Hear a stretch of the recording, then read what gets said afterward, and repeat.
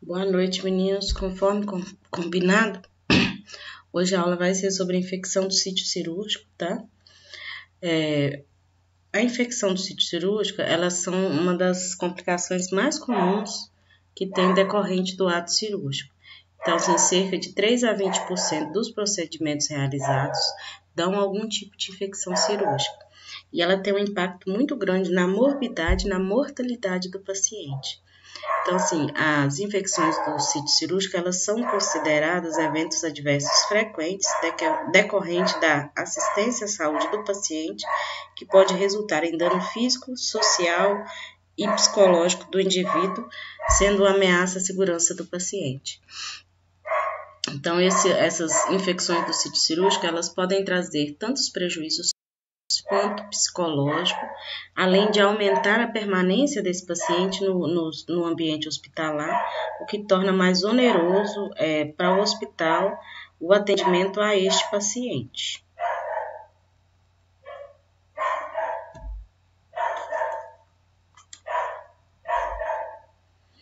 Nós vamos falar algumas das recomendações básicas para todos os serviços de saúde, então seja público ou privado, são recomendações para que se evite as infecções do sítio cirúrgico, tanto no pré, trans e pós-operatório.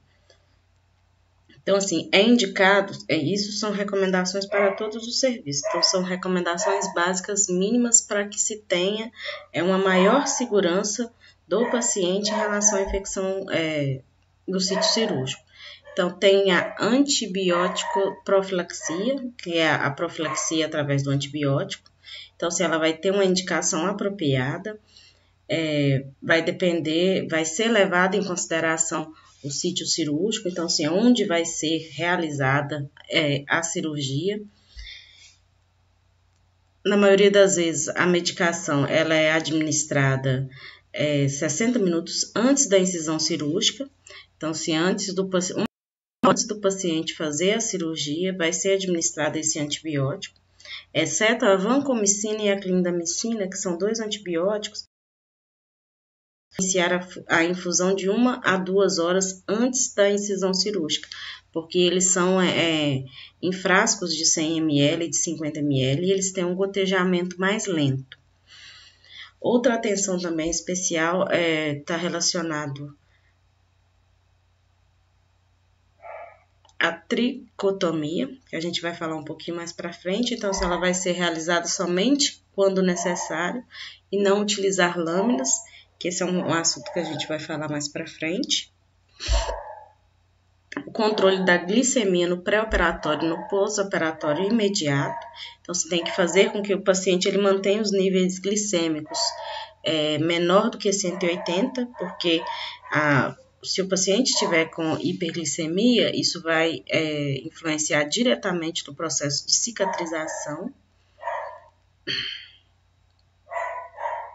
Manutenção da normotermia em todo o perioperatório. Então, se manter a temperatura do paciente instável para que ele não entre em hipotermia. Então, ela tem que ser igual ou maior que 35,5 graus Celsius.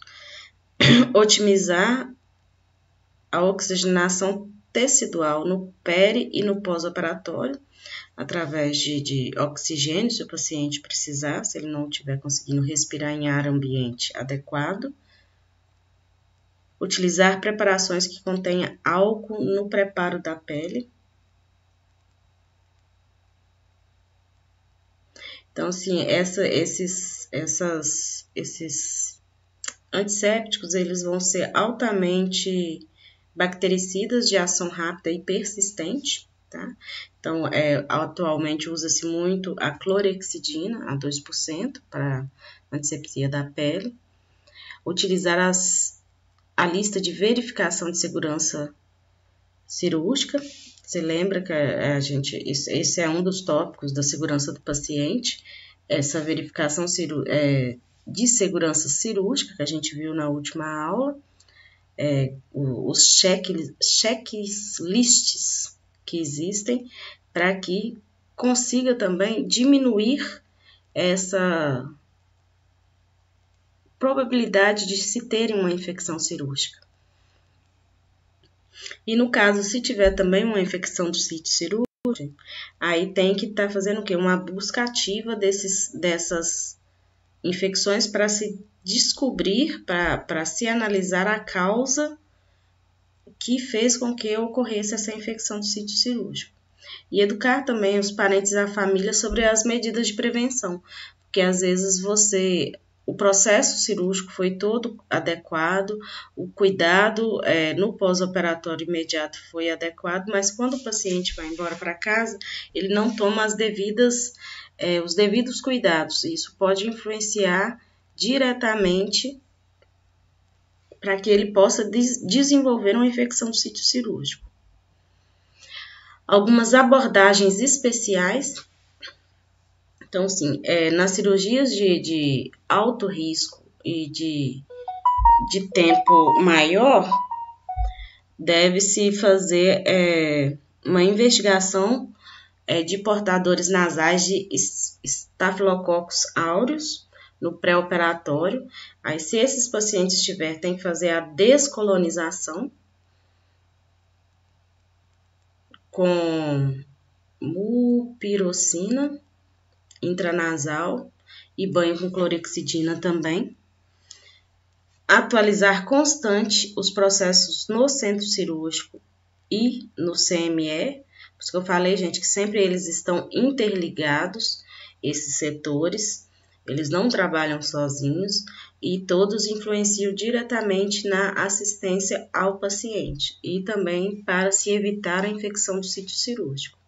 Atualização constante das práticas pós-anestésicas, cuidado rigoroso com ferida cirúrgica, que a gente vai ver um pouquinho sobre as feridas cirúrgicas, cuidados com dreno e atualização constante da técnica de higienização das mãos.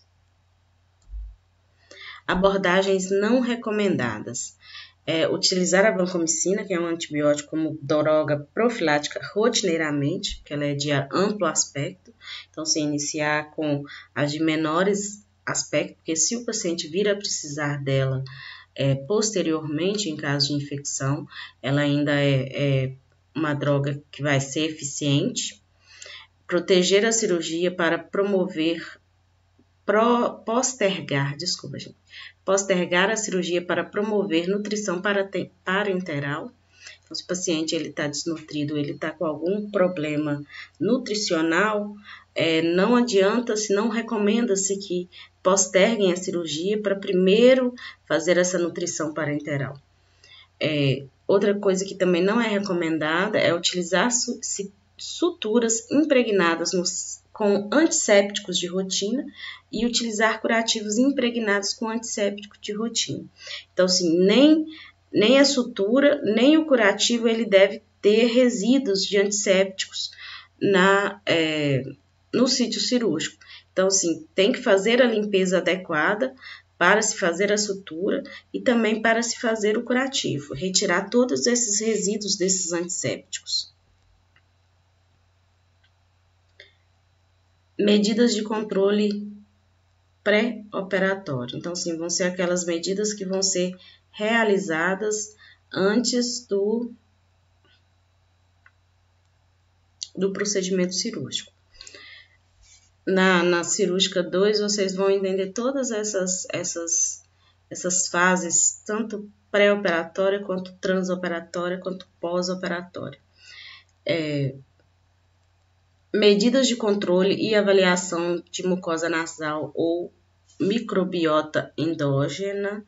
Então, assim, vai se utilizar de clorexidina degermante em todo o corpo durante o banho por 5 dias seguidos, exceto a mucosa ocular e a timpânica. Monitorar a resistência à mupirocina, que é aquela medicação que se usa nasal para se matar se a mucosa nasal ela tiver colonizada com estafilococcus. Então, usa-se essa mupirocina nasal. Também temos o banho. Então, sim, o paciente ele tem que ser orientado previamente quanto aos cuidados, tanto no pré-operatório e banho. Então, sim, é orientado que o paciente ele tome banho com água e sabão antes dos procedimentos cirúrgicos, na noite anterior ou na manhã da cirurgia. Aí as recomendações de banhos por procedimento cirúrgico. Então, assim, tem até com que se é feito esse banho. Então, as cirurgias de grande porte e cirurgias com implantes, elas vão ser, o banho ele vai ser realizado com antisséptico, que é a clorexidina 2%, e o horário do banho vai ser 2 horas antes do procedimento cirúrgico. Quando a cirurgia ela é letiva, de pequeno e médio porte, é sabonete neutro, o banho é o corpo todo antes do encaminhamento ao centro cirúrgico.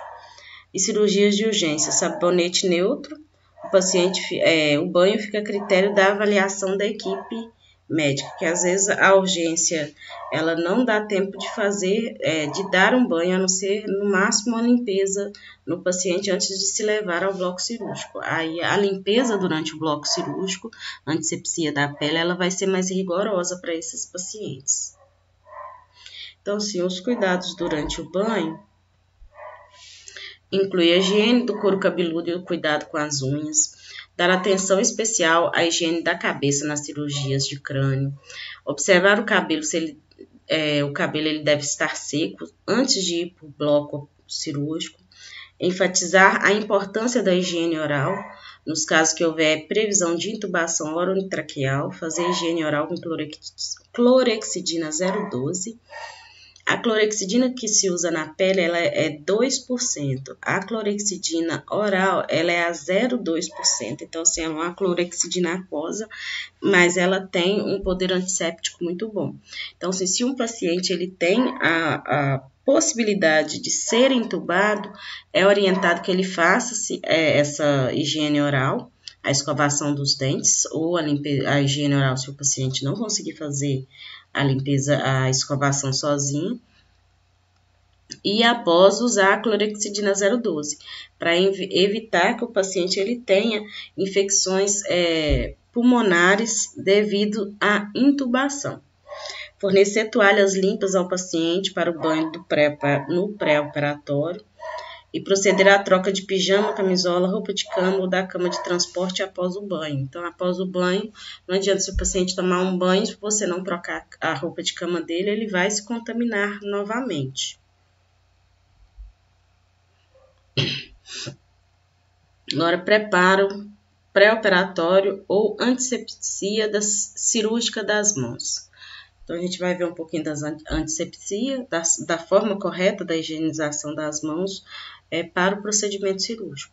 Então, o objetivo é eliminar a microbiota transitória e reduzir a microbiota resistente da pele nas mãos e dos antebraços dos profissionais que participam da cirurgia e proporcionar efeito residual na pele dos profissionais. Então, se nós temos antissepsia das mãos e antebraço com antisséptico degermante, onde para isso eles vão utilizar de uma escova que ela já é embebida em antisséptico, a clorexidina. Então, em todo esse processo dessa lavagem das mãos, dessa higienização das mãos, não vai ocorrer o toque em nenhuma torneira. Então, assim, por isso que a gente viu que os lavabos das cirurgias, eles são todos de acionamento pelo pé. Então, se vai abrir a torneira, vai lavar as mãos, recolher com as mãos em concha o antisséptico e espalhar nas mãos, antebraço e cotovelo. No caso de escova impregnada com antisséptico, pressione a parte da esponja contra a pele e espalhe por todas as partes. Limpar as unhas com as cerdas das escovas ou com limpador de unhas. Essa escovinha ela tem dois lados, um lado esponjoso, igual uma buchinha de lavar vasilha, e outro lado que ela é cheia de cerdas, que ajuda a fazer essa limpeza das unhas.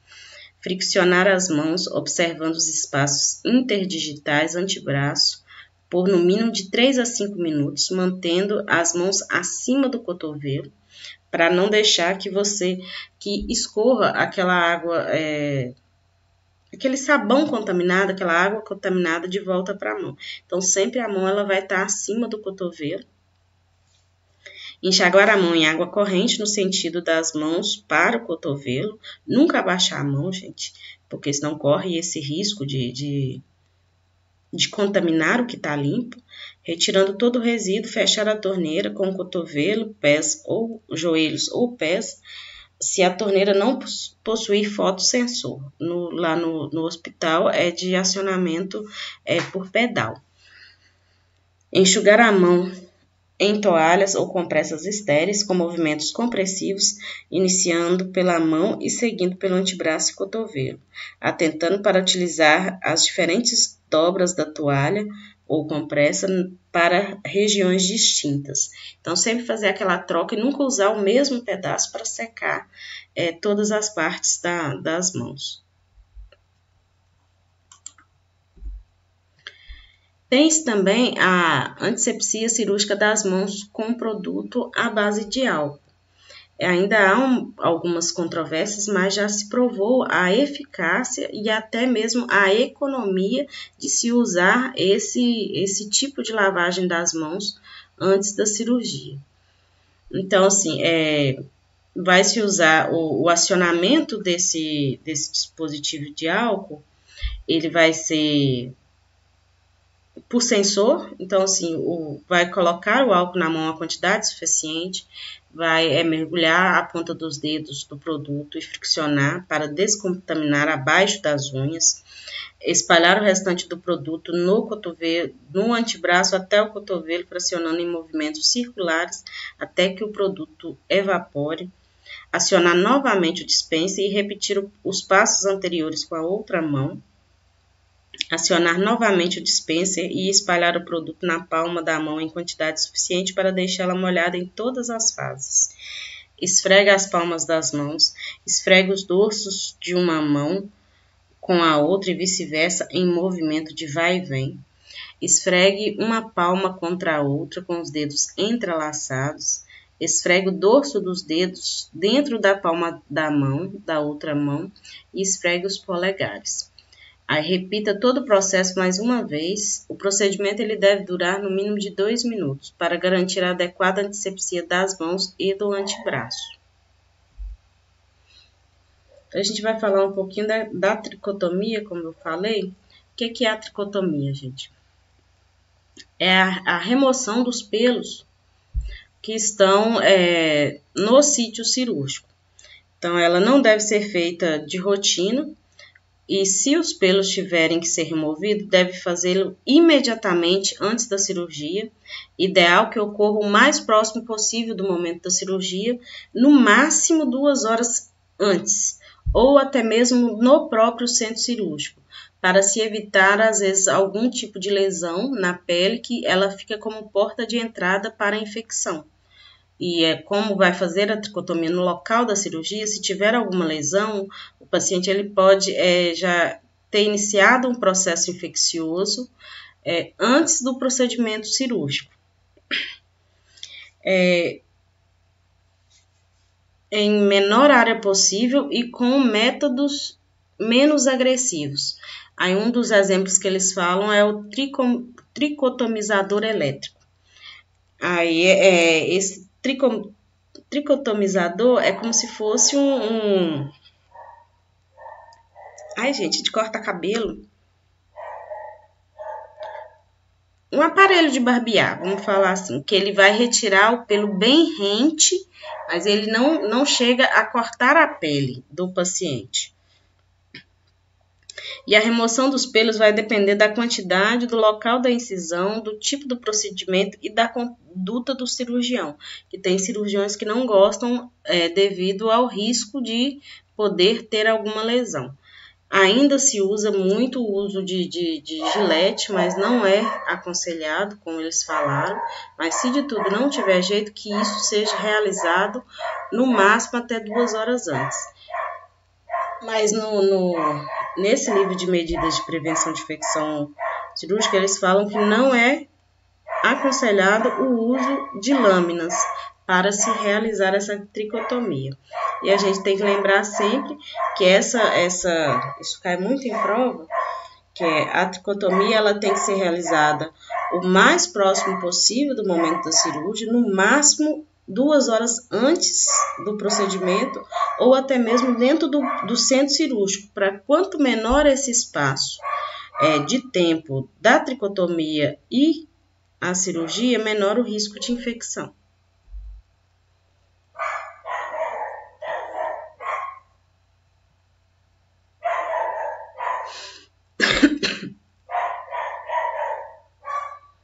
Isso tudo ainda que a gente está falando, gente, são as medidas de controle pré-operatório, tá?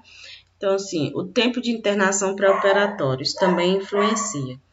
Que o ideal é que a internação do paciente seja, da cirurgia, seja no dia da cirurgia ou anterior. Aí, exceto as cirurgias de urgência, né? E no caso de algumas cirurgias de grande porte que necessitam de preparo, igual preparo do cólon ou um paciente que ele está desnutrido, então ele precisa ficar um tempo maior internado. Mas aí lembrando que o tempo de internação ele vai influenciar, pré-operatório ele vai influenciar, tanto pré quanto pós, ele vai influenciar na possibilidade do paciente ter uma infecção do sítio cirúrgico. Então, o ideal é que a internação ela seja no dia ou um dia anterior, só exceto no caso do paciente ele for fazer algum preparo antes para a cirurgia. Aos fatores de risco que eles podem influenciar também é a obesidade. Então, sim, o médico ele tem que estar atento a ajustar a dose dos antibióticos profiláticos a partir do peso. A diabetes mellitus tem que se controlar a glicemia do paciente para que ele possa evitar que o processo de cicatrização ele seja comprometido. O tabagismo, os fumantes, né? O ideal é que o paciente ele fique no mínimo 30 dias sem fumar, tá? E uso de esteroide e outros imunossupressores, evitar ou reduzir a dose ao máximo possível no período perioperatório, que vai diminuir o sistema de defesa do paciente, o sistema imunológico. Então, o paciente ele vai demorar mais para recuperar para fazer com que o processo de cicatrização ocorra de maneira mais rápida e adequada. A busca dos focos infecciosos no perioperatório.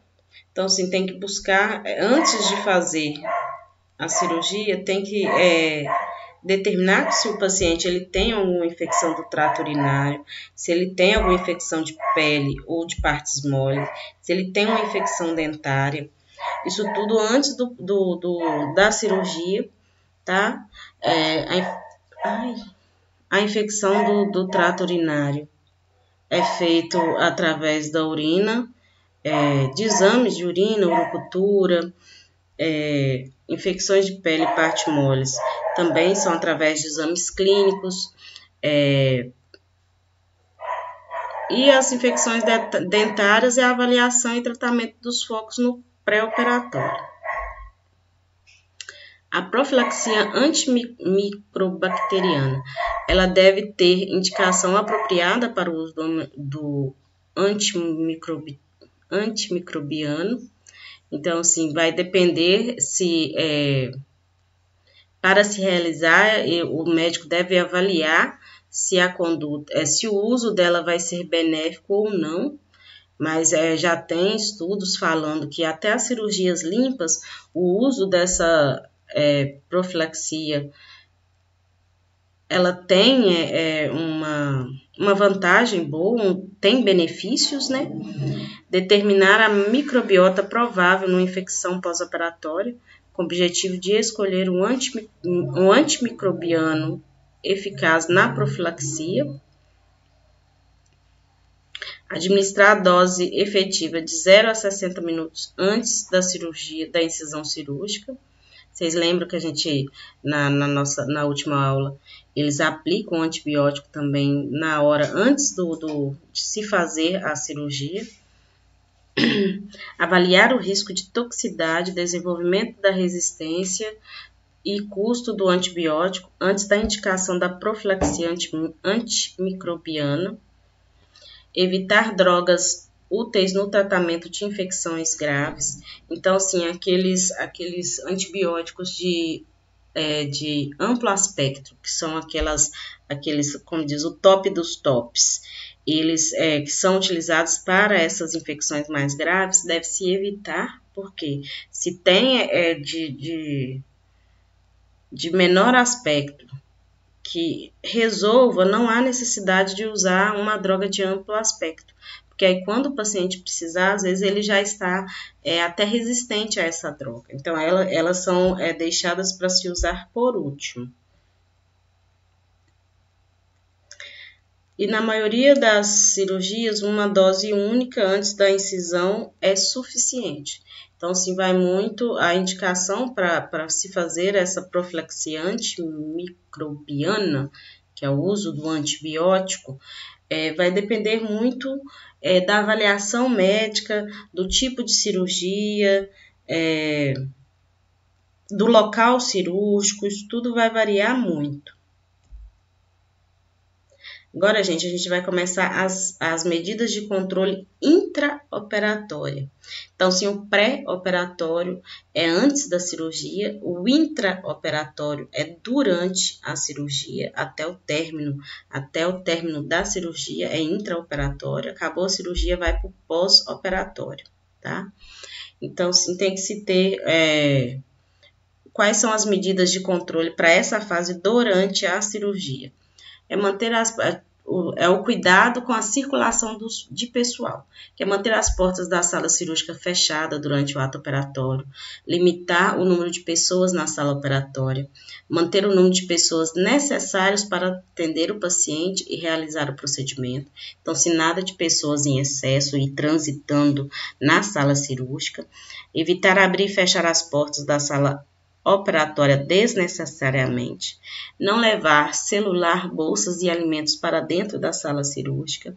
Ainda a gente vê muitos médicos, muitos profissionais que entram para a sala cirúrgica com o celular, mas aqui a gente vê que não deve-se levar. Outras medidas são o controle metabólico. Então, assim, para as cirurgias em geral, tópicos relevantes em relação ao controle metabólico perioperatório são o controle glicêmico, desculpa, que a gente até já falou, o controle da temperatura, a suplementação da oxigenação tecidual e a manutenção adequada do volume intravascular. As medidas, continuando ainda nas medidas de controle intraoperatório, a gente vai falar um pouquinho dos cuidados e do preparo da pele do paciente. Então, se o preparo da pele do paciente, os seguintes cuidados devem ser seguidos durante o preparo intraoperatório da pele.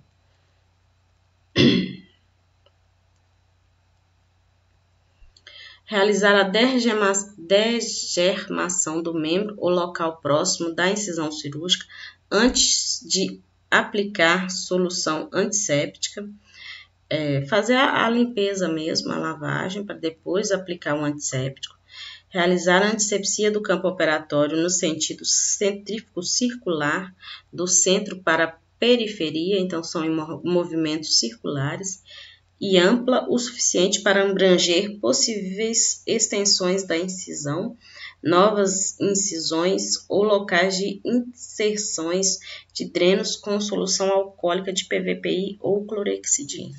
Então, vai ser realizado em movimentos circulatórios, tá? Faça a degermação antes.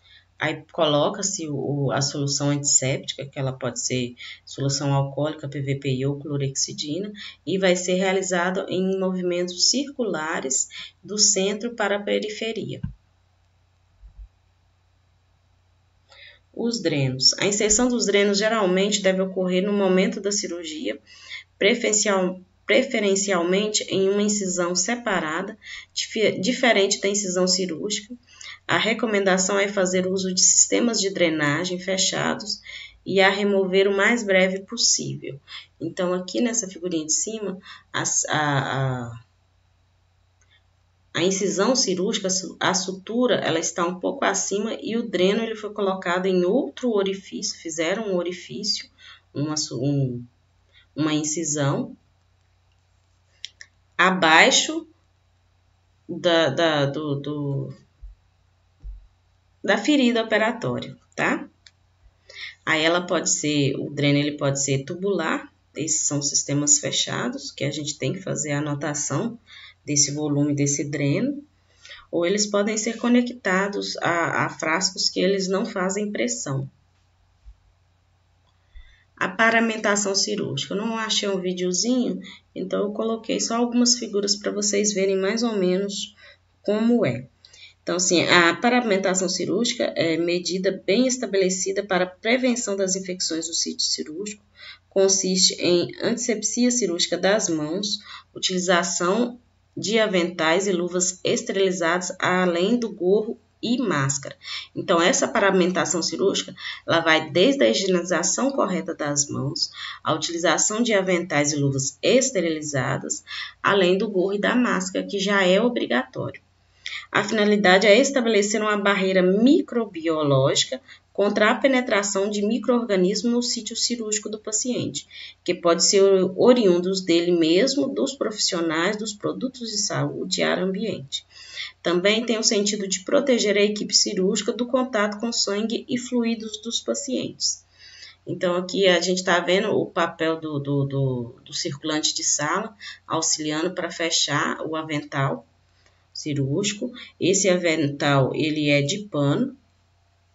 Então, se ele é de algodão cru, ele é reprocessado e ele tem a durabilidade, né? Então, assim, e tem-se os que já são de SMS, que são descartáveis, que é o ideal para ser utilizado, mas o custo dele é maior, tá?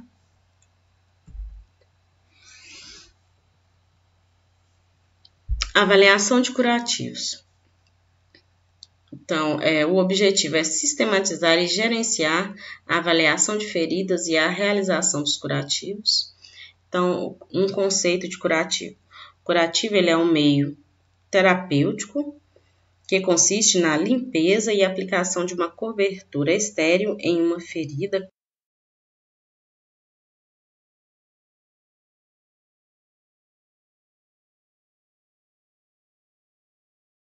conforto para o paciente, manter o ambiente úmido, promover a rápida cicatrização e prevenir a contaminação ou infecção.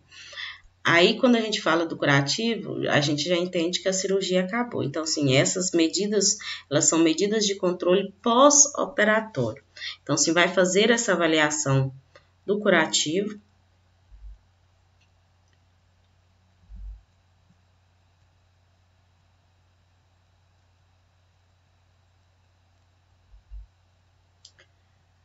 Tá, então, e a gente vai entender um pouquinho o conceito e a classificação das feridas.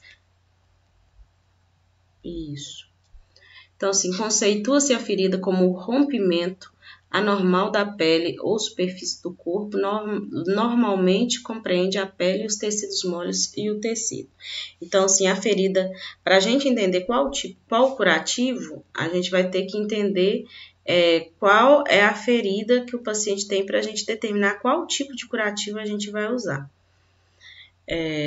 Então, assim, as feridas elas são classificadas quanto ao grau de abertura, quanto ao tempo de abertura e quanto ao grau de contaminação. Tem outros autores que eles acrescentam outros tipos de classificação, mas a gente vai trabalhar só com essas três.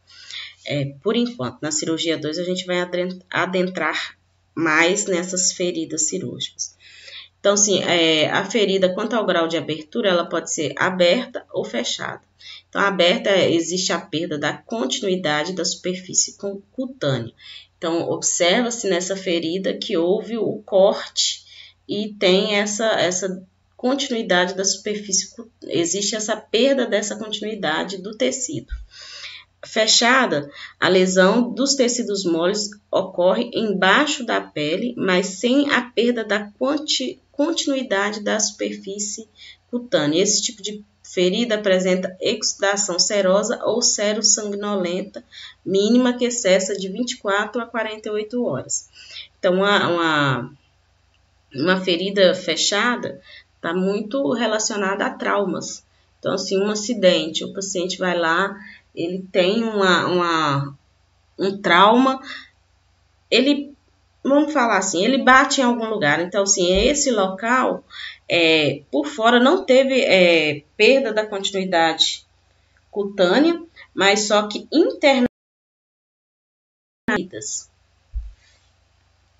E quanto ao tempo de abertura, elas podem ser agudas ou crônicas. As agudas, elas são originadas de cirurgias ou traumas, com reparação no tempo adequado e sem complicações. As crônicas, elas já vão apresentar comprometimento na reparação e complicações. Existem úlceras venosas que elas não cicatrizam. Então, assim, essa é uma ferida crônica. Quanto ao grau de contaminação, ela pode ser limpa contaminada, contaminadas e infectadas. A limpa, ela tem condições assépticas, sem micro-organismos, são feridas produzidas em ambiente cirúrgico, desde que não foram aberto o sistema digestório ou gênito urinário. A probabilidade de infecção é baixa, em torno de 1 a 5%. Então, assim, se houve a abertura do sistema digestório e gênito-urinário, ela já não é mais considerada limpa, tá? Ela é limpa contaminada, porque esses locais, eles têm potencialidade de trazer contaminação. Aí, tirando isso, as outras, se não tem nenhum tipo de micro-organismo, elas são consideradas feridas limpas. Então, a limpa contaminada, ela é também conhecida como potencialmente contaminada. São feridas cirúrgicas em que houve abertura do sistema digestório ou gênito urinário, ou produzidas acidentalmente por arma branca é faca, tá? Ou qualquer objeto contuso que tenha ponta, lesão inferior a 6 horas entre o trauma e o atendimento, sem contaminação significativa. Aí já aumenta-se o risco de infecção. O risco de infecção é de 3 a 11%. A contaminada apresenta reações inflamatórias ou tiver contato com material contaminado, como fezes, poeira ou outro tipo de sujidade. Elas são consideradas contaminadas também as feridas que já passaram mais de 6 horas do ato que produziu a ferida, trauma e atendimento. O risco de infecção é de 10 a 17%. Então, se o paciente ele teve uma lesão limpa potencialmente contaminada, até 6 horas relacionados antes do trauma, ela é considerada limpa potencialmente contaminada. Mas se passou 6 horas do trauma e para o atendimento, então, sim, ela já é considerada contaminada. Que aí já teve o tempo de ter crescimento de micro-organismos. Infectada, ela já apresenta o agente infeccioso no local e a lesão com evidências de intensa reação inflamatória e destruição dos tecidos, podendo haver secreções purulentas. Então, o grau de contaminação é limpa, potencialmente contaminada, contaminada e infectada. Ela pode ser tratada como limpa contaminada ou potencialmente contaminada, a segunda, tá, gente? Então, vamos de novo, o grau de contaminação. Ela é limpa, então ela não tem micro-organismos, desde que a ferida, desde que não foram abertos o sistema digestório e urinário, então, gênito urinário, então ela vai ser considerada limpa. teve a necessidade ou teve um trauma no sistema digestório e geniturinário e precisou se fazer a cirurgia, ela já é definida como potencialmente contaminada. Mas a lesão, ela tem o tempo que o paciente ficou com a lesão até o procedimento cirúrgico tem que ser inferior a 6 horas. Passou dessas 6 horas, ela já é considerada contaminada. E também ela é contaminada se ela apresentar alguma inflamação. Mas é uma inflamação, não uma infecção, tá, gente? Não confundam. Então, assim, a contaminada, ela já vai estar iniciando uma reação inflamatória ou tiveram contato com material contaminado, então, sim, determina se ela teve um contato com esse material contaminado, que ela é contaminada. E também aquelas que passaram de 6 horas do atendimento quando relacionadas a traumas ou ao sistema digestório ou geniturinário ou algum acidente com arma branca. E quando ela é infectada, ela tem um agente infeccioso no local, uma bactéria ou um fungo. Então, assim, eles vão determinar a presença desse agente infeccioso, então ela já é considerada infectada, com evidências de intensa reação inflamatória e destruição dos tecidos, podendo haver secreção purulenta. Na infectada já se tem a presença da secreção purulenta.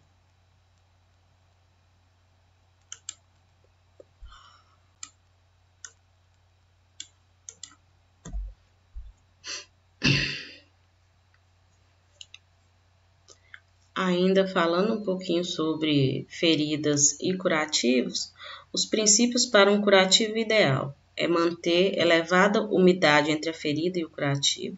E hoje em dia a gente já tem coberturas com essa especificidade de manter úmido a ferida, remover o excesso de exudação, prevenir a troca gasosa, permitir a troca gasosa, fornecer isolamento térmico, ser impermeável às bactérias e ser asséptico e permitir a remoção sem trauma e dores. Então, hoje em dia, cada dia que passa, as coberturas, os tipos de coberturas, eles estão ficando cada vez mais eficientes. Então, se uma cobertura, ela vai trazer a umidade, ela vai conseguir remover essa exudação, vai permitir essa troca gasosa, além de fornecer esse isolamento térmico. Então, assim, as coberturas, com o passar, com o decorrer, hoje em dia não é mais só gazinha que faz curativo. Cada uma das feridas, elas podem utilizar de diversos tipos de cobertura. Quando falo de cobertura, gente, ou é uma pomada, ou é um óleo, ou é um tipo de produto criado para se fazer esse curativo. Aí a gente fala que é cobertura, porque ela é usada como primeira intenção nas feridas operatórias ou feridas em geral. Qualidade preconizada para um produto tópico eficaz para o tratamento de ferida. Então, assim, tem que ter a facilidade, esse produto ele tem que promover a facilidade da remoção, conforto, não exigir trocas frequentes, manter o leito da ferida com a umidade ideal e as áreas periféricas secas e protegidas, facilitar a aplicação, adaptabilidade e conformação às diversas partes do corpo. Então, assim, a gente tem alguns tipos, igual ao alginato de prata. Ele é como se fosse uma esponjinha, não chega a ser uma esponjinha. E ela se adequa direitamente certinho no leito cirúrgico, no leito da ferida cirúrgica, ou nas feridas em gerais. Então, assim, ela consegue se adequar somente na ferida e não pegando as bordas da ferida. E quando se coloca outra cobertura para se proteger, ela não é ela fica bem aderida à pele, mas tem a facilidade que, como ela vai removendo o exudato, ela não dificulta na hora de tirar, de fazer a troca do curativo. Vamos lá, a escolha do curativo, como eu falei, ele vai depender do tipo da ferida, do estágio da cicatrização e processo da cicatrização de cada paciente. O aspecto da ferida com relação à presença de inflamação, infecção, umidade e condições das bordas das feridas devem ser avaliados. Então, toda vez que a gente vai fazer um curativo, tem que fazer essa análise desses aspectos para se escolher o método mais eficaz, que vai surtir mais efeito para que durante a troca do curativo. Então, assim, tem que ser curativos que eles vão se adequar ao estágio da cicatrização, ao processo da cicatrização. Igual assim, não se usa um alginato de prata para uma lesão limpa, que não tenha presença de exudato. Então, assim, aí vai se usar só um óleo. Entendeu? Então, assim, tem essas diferenças dependendo do tipo da ferida.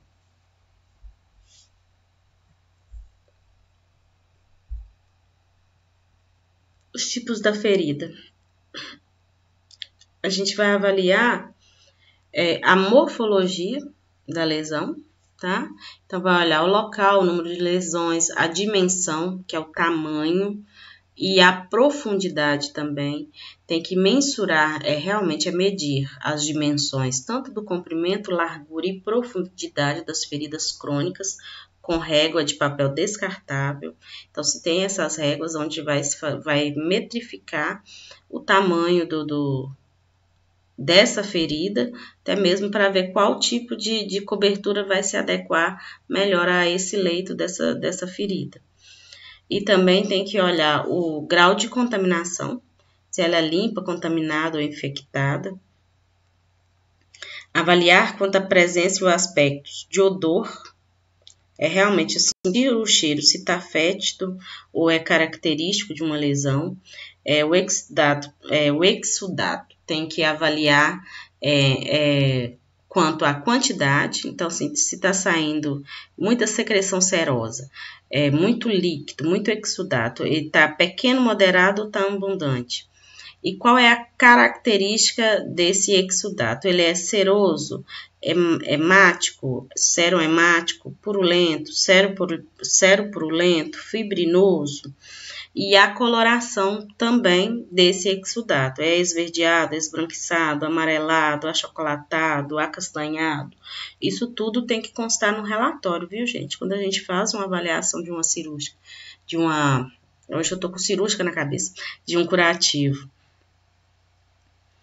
de uma ferida para se fazer o curativo, então vai ter que colocar ferida cirúrgica com odor fétido, com presença de exudato em grande quantidade, serossanguinolenta, com aspecto acastanhado. Então, assim, definir mesmo o que vocês estão vendo naquela ferida para se fazer o curativo. Aí foi usado uma cobertura, vamos colocar outro, sem ser o alginato, de colagenase como cobertura primária.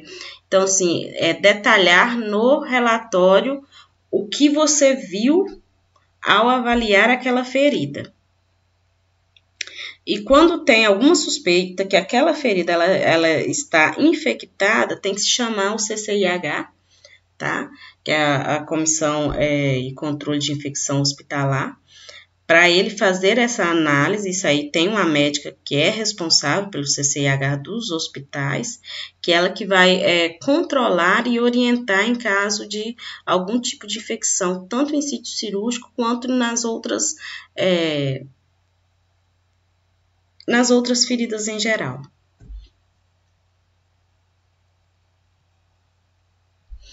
Tem que olhar o leito da ferida, tá? Que é a parte interna da ferida. Então, assim, tá fibrótico, tá necrótico, tá com aquele tecido necrosado, aquele tecido morto. Fibrótico é aquela fibrina, aquele tecido, ele é um aspecto meio amarelado. Porque se não retirar ele vai virar necrótico. Ou ele tá em granulação, que é aquela granulação e epitelização.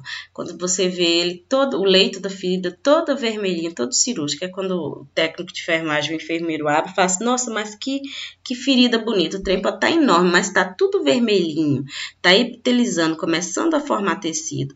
Então, assim, significa que a cirurgia, que aquela ferida ela está melhorando. Mas se ela tem tecido fibrótico ou tecido necrótico, é preciso que seja reavaliado o tipo de cobertura que está usando, para usar uma cobertura que consiga fazer esse desbridamento autolítico sem ser manual, ou se de tudo não der certo, solicitar a avaliação de uma cirurgia plástica, que aí vai fazer esse desbridamento no bloco cirúrgico. Antigamente até se fazia muito esse desbridamento no quarto mesmo, mas além de sentir, ou por qualquer profissional, mas o paciente ele sente muita dor, então é necessário que seja feita uma anestesia local do paciente, então assim, só o médico que faz, e já é realizado no bloco para se evitar mais infecções, um aumento da infecção nessa ferida cirúrgica. Também tem que olhar as bordas da ferida, se tem alguma maceração, como está o contorno dessas bordas, se está irregular ou regular, se tem retração, como que está a coloração dessas bordas da ferida. Aí olhar também a área periférica, a área sem ser a área da ferida, a área fora da ferida, se está íntegra, se está fragilizada, se está avermelhada, principalmente quando fala-se de úlceras, pé diabético. O paciente ele apresenta uma úlcera, aí o tecido periférico a essa lesão, ela vai se encontrar avermelhada, às vezes tem edema, às vezes tem ela está descamando. Então, isso tudo tem que avaliar e relatar também. Nos casos de flebite nos membros inferiores. Então, assim, você vai observar essa pele, ela vai ficar com aspecto diferente. Então, você tem que relatar também. Mas se é uma ferida operatória, que ela tá limpa, ela tá seca, a pele em volta ela tá íntegra. Então, assim, tem que se relatar que tá tudo ok referente àquela ferida. Tipo de limpezas da ferida. Utilizar soro fisiológico a 0,9%, morno em jato, frasco de 500 ml com ponteiras para irrigação. Então, você vê muito no hospital eles furando o frasco com agulha. Gente, não é o correto. Tem-se os adaptadores, que é como se fosse uma pontinha que conecta no soro para fazer para conseguir fazer que o soro saia em jato. Não se usa furar soro com agulha, não, porque contamina o soro. E essa lavagem ela tem que ser exaustiva até a retirada de crostas do exudato presente no leito da ferida. Então, assim, tem que fazer essa lavagem com esse soro fisiológico, evitar-se o máximo de ficar esfregando o leito da ferida com gazinha, porque o tecido que está em formação, que está começando a cicatrizar, a gente vai lá e retira ele com a gazinha. Então, só se tiver uma sujidade muito grande, aí tem que retirar, mas os próximos curativos tem que tentar ao máximo não utilizar a gazinha no leito cirúrgico para não prejudicar o tecido que está em cicatrização. Aí nós vamos falar algumas feridas relacionadas a cicatrização. Então, sim, tem a por primeira intenção, por segunda intenção e por terceira intenção. Então, as feridas com cicatrização por primeira intenção é que as bordas elas foram aproximadas por sutura e não aconteceu nada para que essa sutura ela se abrisse, ou um processo infeccioso, ou uma arte que o paciente fez. Então, assim, aquela cicatrização ela é por primeira intenção, porque teve essa união dessas bordas e ela continuou perfeita, sem nenhuma deiscência, sem nenhum processo inflamatório. Então, recomenda-se permanecer com curativo estéril por 24 a 48 horas, exceto se tiver drenagem da ferida ou indicação clínica. Então, se faz um curativo no pé do paciente, aí antes de 24 horas ele vai, toma um banho e molha todo aquele curativo. Tem que se fazer a troca do curativo. Mas é num local onde que não teve nenhum tipo de umidade externa, ou a cirurgia, a ferida ela não tá, ela tá seca e limpa, então sim, pode-se esperar as primeiras 24 horas. O primeiro curativo cirúrgico deve ser realizado pela equipe médica ou enfermeiro especializado. O enfermeiro pode realizar o curativo a partir do segundo dia de pós-operatório ou conforme conduta do hospital. Por que no primeiro curativo tem que ser ou o médico ou o enfermeiro? Os médicos, na maioria das vezes, eles só abrem, observam como está a ferida, e quem vai fazer o curativo vai ser os técnicos de enfermagem. Mas é importante que tenha essa primeira avaliação para ver se não já está iniciando algum processo inflamatório e infeccioso naquela cirurgia, naquela ferida cirúrgica. Substituir o curativo antes das 24 horas ou 48 horas se molhar, igual eu falei, se molhar, soltar ou sujar, ou a critério médico. Remover o curativo anterior com luvas de procedimento. Realizar o curativo com toque suave de soro fisiológico em incisão cirúrgica. Avaliar o local da incisão, se não apresenta exudato. Manter as incisões expostas até a remoção da sutura. Nesses casos, recomenda-se higienizar as incisões com água e sabão comum durante o banho e secar o local com toalhas limpas e secas. 48 horas após a ferida cirúrgica ela tá limpa e seca, pode orientar o paciente na hora do banho fazer a limpeza com álcool e sabão da cirurgia, igual cesárea. Primeiro dia, depois que você tira o curativo da cirurgia, nem espera 24 horas. Espera-se 24 horas, sim. Aí você já pode ir para o banheiro para tomar um banho e lavar essa ferida operatória com água e sabão e mantê-la seca. E nem recomenda-se colocar um curativo oclusivo para auxiliar mesmo, porque a respiração e a troca cutânea a respiração da cirurgia. Registrar o procedimento e comunicar à equipe médica em caso de sangramento excessivo, deiscências e sinais flogísticos. Então, foi-se fazer um curativo. O paciente chegou do bloco cirúrgico. 1 hora após, o curativo já estava cheio de sangue. E depois fez o curativo rapidamente, começou a ter outro sangramento. Tem que comunicar ao médico, porque pode estar ocorrendo, ou ficou alguma veinha sem fazer a cauterização, ou o paciente está começando a iniciar um processo hemorrágico. Observar também se os pontos eles não estão soltando, se não está tendo nenhum sinais flogísticos, que é dor, rubor e calor. Então, se o paciente ele tem no local cirúrgico dor, rubor, calor, então sim, pode-se já comunicar ao médico que é início de algum tipo de infecção.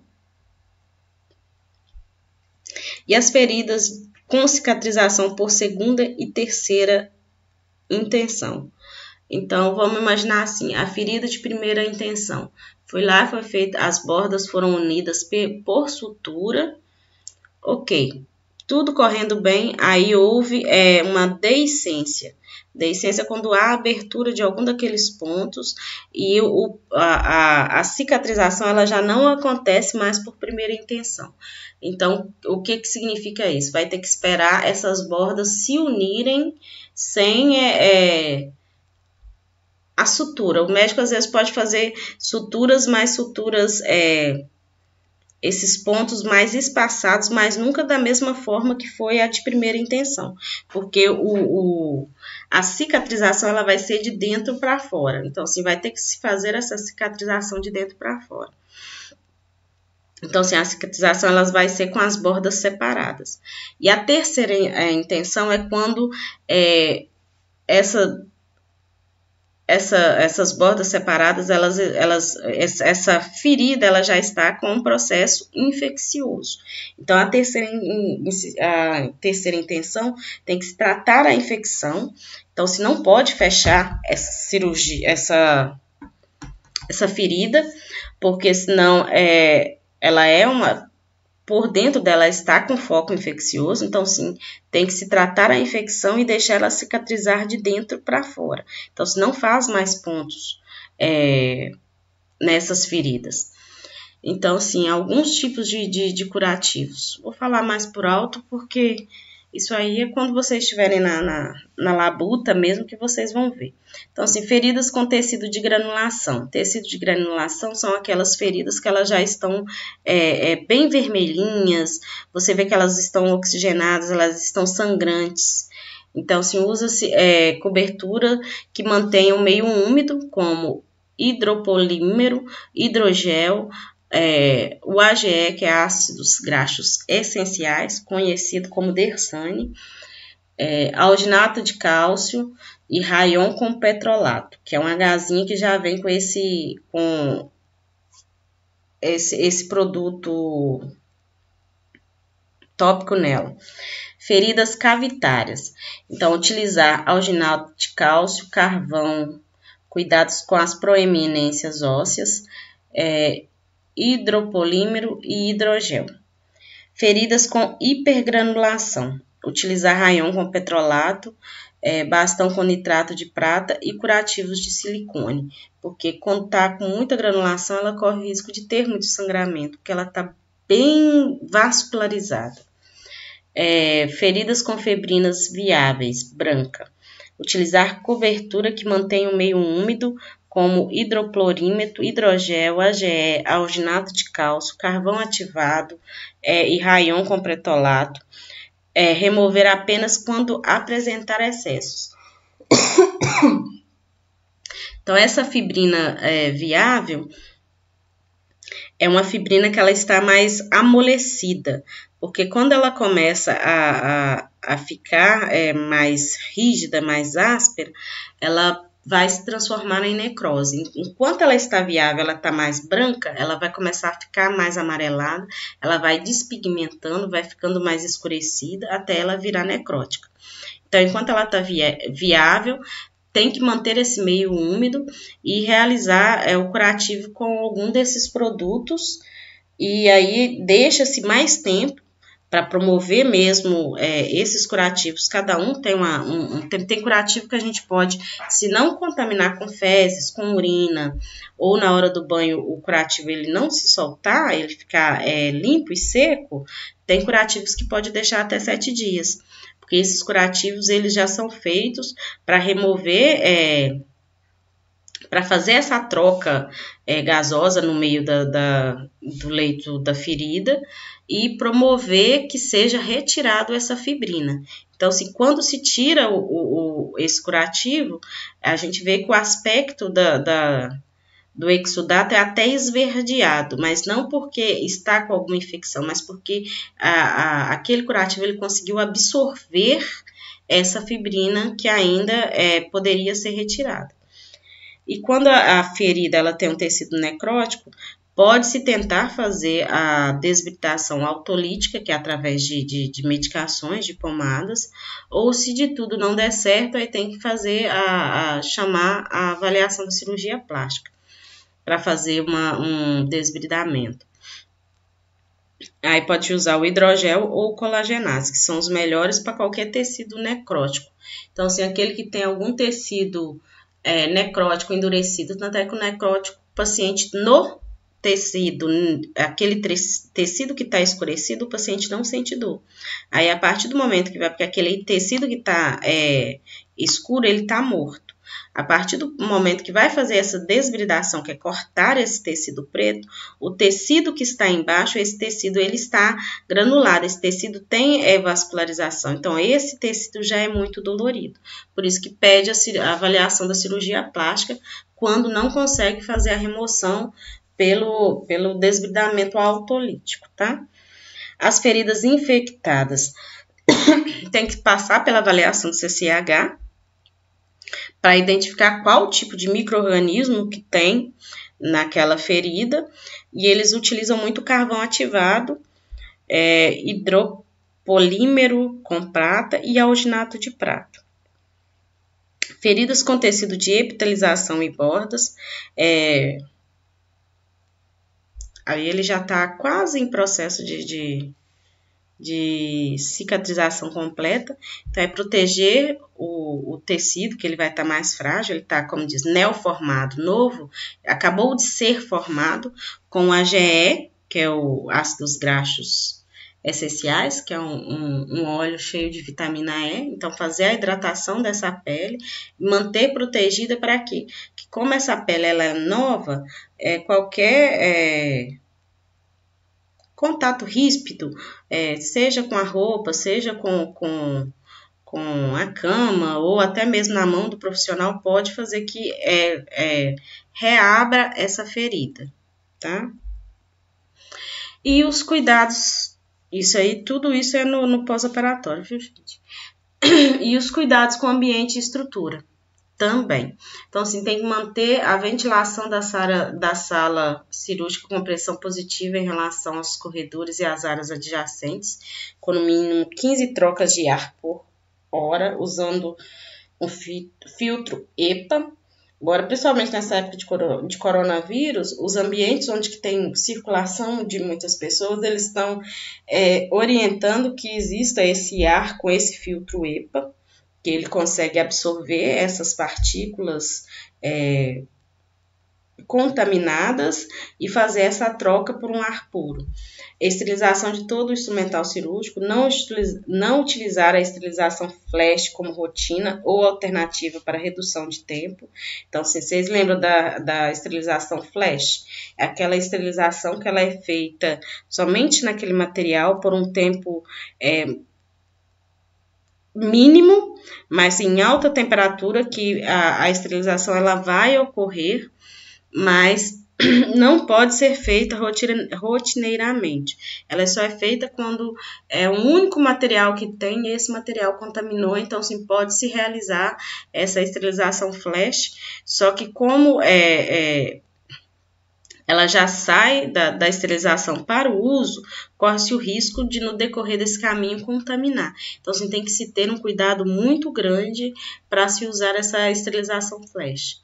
Limpeza terminal mecânica do piso na última cirurgia do dia. Não há indicação de técnicas de limpezas diferenciadas após cirurgias contaminadas ou infectadas. Porque a mesma sala, quando é cirurgia eletiva, ela tem... Pode ter um paciente com a cirurgia limpa e outro com a cirurgia contaminada. Logo em seguida, outro com a cirurgia infectada ou com a cirurgia limpa. Então, se não se tem uma diferenciação dessa limpeza nesse período, assim, a limpeza ela vai ser aquela limpeza concorrente, aquela que faz entre uma cirurgia e outra. Mas não tem uma diferença, porque o correto é que, independente se a cirurgia foi limpa ou contaminada, a limpeza ela tem que ser de excelência. Limpeza e desinfecção concorrente entre procedimentos com ênfase nas superfícies mais tocadas e na limpeza de equipamentos. Isso aí, independente do tipo de cirurgia que foi, se ela foi infectada, contaminada ou limpa, essas limpezas elas têm que ser feitas com ênfase nas partes mais tocadas e na limpeza dos equipamentos para se ter o adequado controle para se evitar a infecção do sítio cirúrgico. Então, gente, eu peguei essa aula de hoje do livro Medidas de Prevenção de Infecção Relacionada à Assistência à Saúde. A 4ª unidade ela é toda voltada para as medidas de controle de prevenção à infecção relacionadas à cirurgia. Então, assim, espero que vocês tenham entendido e estamos juntos. Qualquer coisa, só me contactar, tá? E vai ter exercício depois.